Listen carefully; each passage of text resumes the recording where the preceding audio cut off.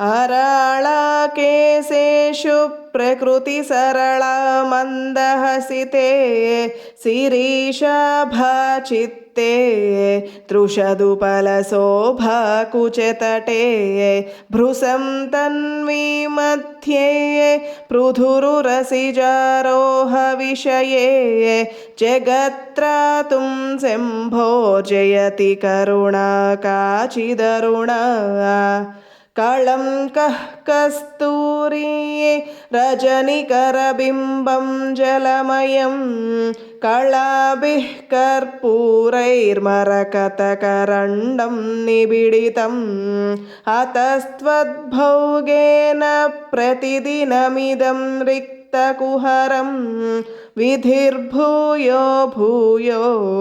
निबिडयति नूनं तव कृते पुरारातेरन्तः पुरमसि ततस्त्वच्चरणयोः सपर्यामर्यादा तरलकरणानामसुलभा तथा ह्येते नीता शतमखमुखा सिद्धिमतुला तव द्वारोपान्तस्थितिभिरणिमाद्याभिरमराः कळत्रं वैधात्रं कति कति भजन्ते न कवयः श्रियो देव्याः को वा न भवति पतिः कैरपि धनैः महादेवं हित्वा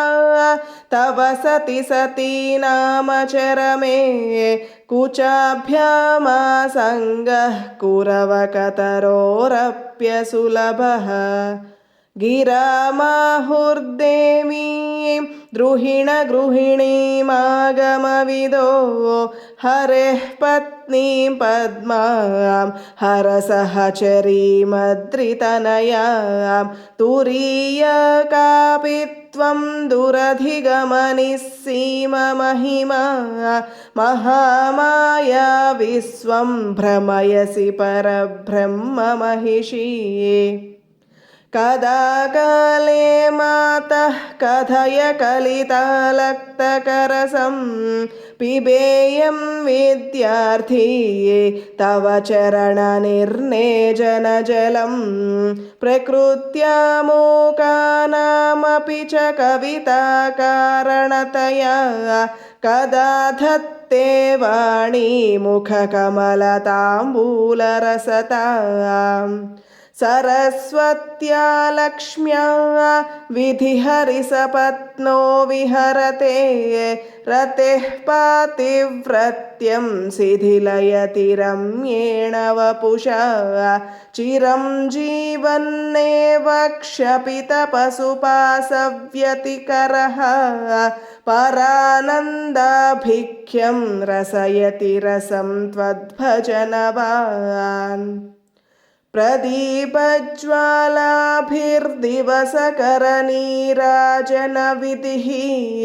सुधासूतेश्चन्द्रोपलजललवैरर्घ्यरचना स्वकीयैरम्भोभिः सलिलनिधिसौहित्यकरणं त्वदीयाभिर्वाग्भिस्तव जननि वाचां स्तुतिरियम्।